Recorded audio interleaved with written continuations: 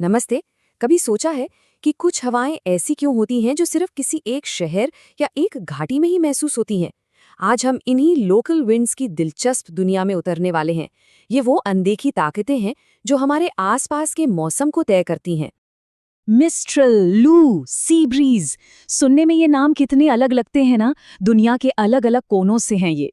पर सच तो ये है कि इन सब के बीच एक बहुत गहरा कनेक्शन है। चलिए पता लगाते हैं कि वो क्या है। तो ये जो सारे नाम हमने सुने, ये मौसम की एक बहुत ही खास कैटेगरी में आते हैं, जिसे कहते हैं स्थानीय पवनें या लोकल विंड्स। लेकिन इसका असल में मतलब क्या होता है? देखिए, बहुत आसान शब्दों में कहें तो लोकल विंड्स वो हवाएं हैं जो एक छोटे लिमिटेड एरिया में ही चलती हैं। ये उन बड़ी हवाओं की तरह नहीं है जो पूरी दुनिया का चक्कर लगाती हैं। और इनकी खासियत पता है क्या है? ये पैदा होती हैं उस जगह की जमीन से।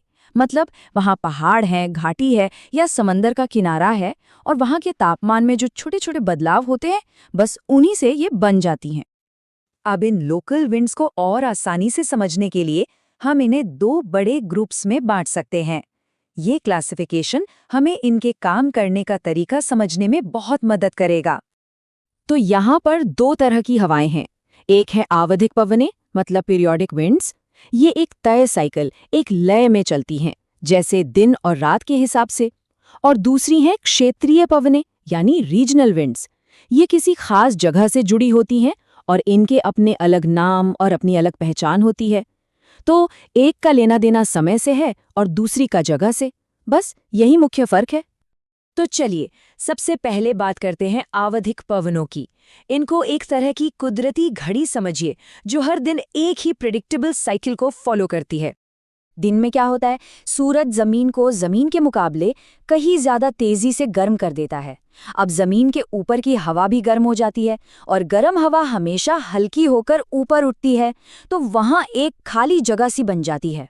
उस खाली जगह को भरने के लिए समंदर के ऊपर की ठंडी और भारी हवा तेजी से जमीन की तरफ दौड़ती है। बस इसी को कहते हैं समुद्री समीर या सी ब्रीज। और रात में कहानी बिल्कुल पलट जाती है। जमीन जितनी जल्दी गर्म होती है, उतनी ही जल्दी ठंडी भी हो जाती है, पर समंदर गर्म रहता है। तो अब जमीन के ऊपर की हवा ठंडी और भारी हो जाती है और समंदर की तरफ बहने लगती है। ये हो गई स्थलीय समीर या लैंड ब्रीज। देखा, दिन और रात का एक परफेक्ट साइकिल। अच्छा, तो ये जो गर्म और ठंडे का खेल है ना, ये सिर्फ समंदर के किनारों पर ही नहीं होता। पहाड़ी इलाकों में भी बिल्कुल यही पैटर्न काम करता है। आइए देखते हैं कैसे। दिन के समय सूरज पहाड़ की ढलानों को गर्म कर देता है। ढलान के पास की हवा गर्म होकर हल्की हो जाती है और ऊपर की ओर चढ़ने लगती है। तो जाहिर है, नीचे घाटी से हवा उस खाली जगह को भरने के लिए ऊपर की तरफ बहती है। इसे कहते हैं वैली ब्रीज या घाटी समीर। और फिर रात में क्या होता है? ढलानें तेजी से ठंडी हो जाती हैं। उनके पास की हवा भी ठंडी और भारी हो जाती है, और ग्रेविटी की वजह से लुढ़कती हुई नीचे घाटी में उतरने लगती है। इसे कहते हैं माउंटेन ब्रीज या पर्वतीय समीर। देखिए, वही दिन और रात वाला साइकिल यहाँ भी है।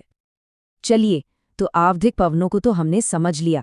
अब बारी है हमारी दूसरी कैटेगरी की, क्षेत्रीय पवनें। तो तैयार हो जाइए, अब हम दुनिया भर की कुछ सबसे मशहूर हवाओं के एक छोटे से टूर पर निकलने वाले हैं। सबसे पहले लू। हम सब इसे जानते हैं। भारत और पाकिस्तान के मैदानी इलाकों में गर्मियों में चलने वाली ये बेहद गर्म और सूखी हवा है, जो तापमान को एकदम से बढ़ा देती है। अगला नाम है चिनूक। ये नॉर्थ अमेरिका के रॉकी पहाड़ों पर बहने वाली एक गर्म सूखी हवा है। इसका एक मजेदार नाम भी है, स्नो ईटर, क्योंकि ये सर्दियों में बर्फ को बहुत तेजी से पिघला देती है। और ऐसा ही कुछ यूरोप के आल्प्स पहाड़ों में होता है, जहां चलती है फोहेन। ये भी चिनुक की तरह ही एक गर्म और सूखी हवा है, जो पहाड़ों से नीचे उतरकर मौसम में अचानक गर्मी ला देती है। अच्छा, बहुत गर्मी की बात हो गई, अब कुछ ठंडा हो जाए। ये है मिस्ट्रल, फ्रांस में चलने वाली एक बहुत ही ठंडी, सूखी और तेज हवा। जब ये चलती है तो आसमान एकदम साफ हो जाता है। और आखिर में है सिरोको। ये सहारा रेगिस्तान से उठती है। ये एक गर्म, धूल भरी हवा है जो समंदर पार करके दक्षिणी यूरोप तक पहुंचती है और अपने साथ ढेर सारी रेत और गर्मी लेकर जाती है। तो चलिए, इन सभी हवाओं को एक साथ इस टेबल में देखते हैं ताकि सब कुछ एकदम क्लियर हो जाए। आप देख सकते हैं कि हर हवा की अपनी एक अलग पहचान है। लू अपनी झुलसाने वाली गर्मी के लिए जानी जाती है। चिनूक का निकनेम है स्नो ईटर। फॉइन को समझिए, आल्प्स की चिनूक। वहीं मिस्ट्रल फ्रांस में अपनी ठंडक के लिए मशहूर है। ब्लिजार्ड तो एक बर्फीला तूफान है।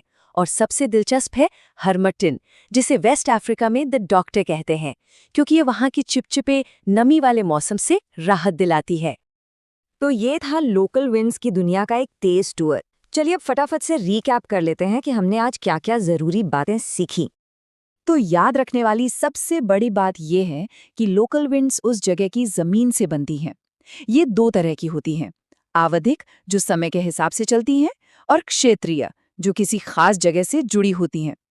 आवधिक पवनें दिन रात के गर्म ठंडे होने के एक सिंपल से पैटर्न को फॉलो करती हैं और क्षेत्रीय पवनों के पूरी दुनिया में अपने अनोखे नाम और अपनी अलग-अलग पहचान है। तो अगली बार जब हवा का कोई झोंका महसूस हो तो एक पल के लिए जरूर सोचिएगा, क्या ये एक सी ब्रीज है या शायद किसी पास की घाटी से आ रही हवा?